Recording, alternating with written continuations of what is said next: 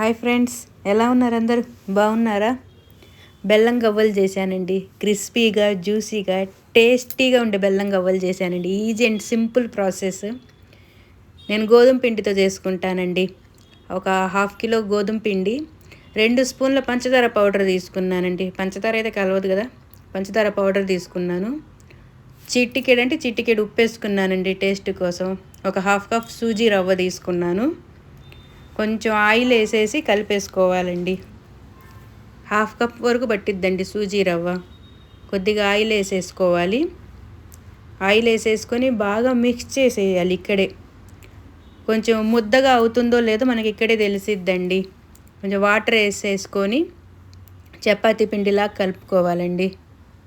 చపాతీ పిండిలా కలుపుకుంటే సరిపోతుందండి.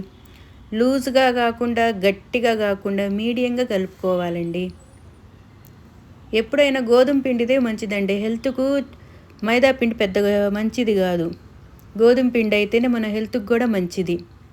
ఎప్పుడన్నా చేసుకుంటే గోధుమ పిండితోనే చేసుకోండి. ఎంతైనా ఈజీ ప్రాసెసే కాబట్టి ఇలా కలుపుకోవాలండి. కొంచెం ఆయిల్ అప్లై చేసేసుకుని 10 నిమిషాలు పక్కన పెట్టేసుకున్నాను. ఇది గవ్వల పీట అండి. గవ్వల పీట మీద చిన్న బఠానీ కంటే కొంచెం పెద్ద సైజుగా తీసుకొని గవ్వల పీట మీద ఇలా రుద్దేసుకుంటే చాలండి.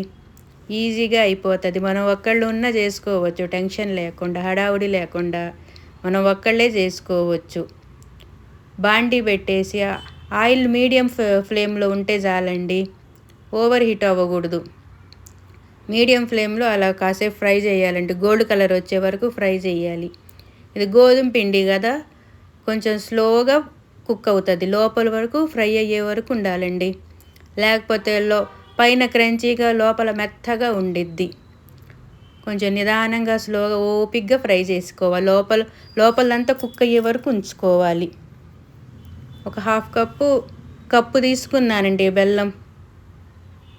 చూడండి, ఈ కలర్లో రావాలండి, బ్రౌన్ కలర్లో. లోపల వరకు బాగా కుక్ అవుతుంది. క్రంచీగా చూడండి, అలా గుల్లగా వచ్చినాయి, గలగలం అనుకుంటా. బెల్లం పాకం అండి. బెల్లం ముద్ర పాకం అవసరంలా, తీగ పాకం వస్తే చాలు. కొద్దిగా వేసి కలుపుకోవాలండి. హాఫ్ వేసుకొని అన్నీ ఒకేసారి కలుపుకోలేము. కొంచెంగా కలుపుకుంటే బాగుండి. హాఫ్ వేసి కలిపితే లోపల వరకు అన్నిటికీ పాకం పట్టిద్దండి. ఒకేసారి వేస్తే అన్నిటికీ మనం పాకం కలుపుకోలేము. చూడండి ఎంత జ్యూసీగా వచ్చినాయో. అంతేనండి, సింపుల్ అండ్ టేస్టీ జ్యూసీ బెల్లం గవ్వలు రెడీ అండి. మీరు కూడా ఇంట్లో ట్రై చేసి ఎలాగొచ్చినా నాకు కామెంట్లో చెప్పండి. నా వీడియో మీకు నచ్చితే like, share and subscribe. Thanks for watching అండి.